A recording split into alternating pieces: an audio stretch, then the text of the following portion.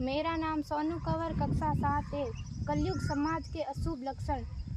कुटुंब कम हुआ, संबंध कम हुआ, प्रेम कम हुआ, मर्यादा कम हुई, लाज लज्जा कम हुई, विनम्रता कम हुई, समर्पण कम हुए, पुस्तक वाचन कम हुआ, खान पान की शुद्धता कम हुई, बाल कम हुए, कपड़े कम हुए, नींद कम हुई, घी मक्खन कम हुआ, पीतल तांबे के बर्तन कम हुए, भाई भाई का प्रेम कम हुआ, सत्य कम हुआ, अतिथि कम हुए, धैर्य कम हुआ, श्रद्धा और विश्वास कम हुआ, बड़ों का सम्मान कम हुआ और भी बहुत कुछ कम हुआ, जिससे जीवन सहज था, सरल था। संतान को दोष न दे। बालक या बालिका को इंग्लिश मीडियम में पढ़ाया, अंग्रेजी बोलना सिखाया। बर्थडे और मैरिज एनिवर्सरी जैसे जीवन के शुभ प्रसंगों को अंग्रेजी कल्चर्स के अनुसार जीना ही श्रेष्ठ माना।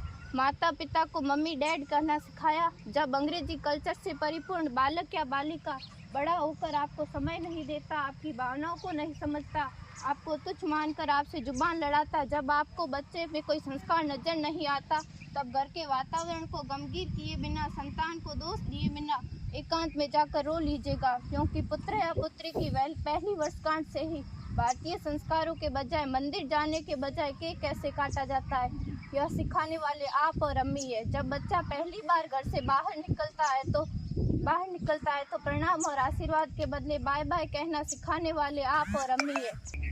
हम परीक्षा देने जाते समय इष्ट देव बड़ों के पैर छूने के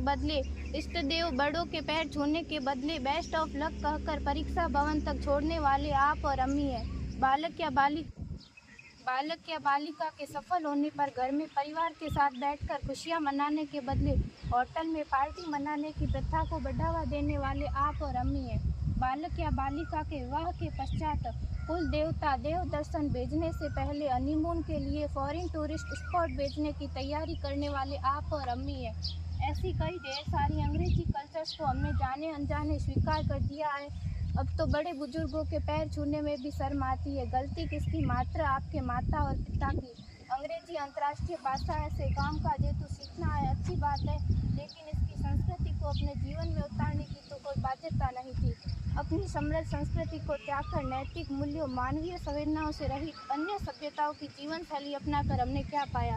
अवैध संबंध, टूटते रिश्ते, व्यसन युक्त धन, थके हारे मन, छल भरे रिश्ते, अनुशासनहीन संतानें, असुरक्षित समाज। एक बार विचार जरूर कीजिएगा कि संस्कारवान पीढ़ी क्यों आवश्यक है।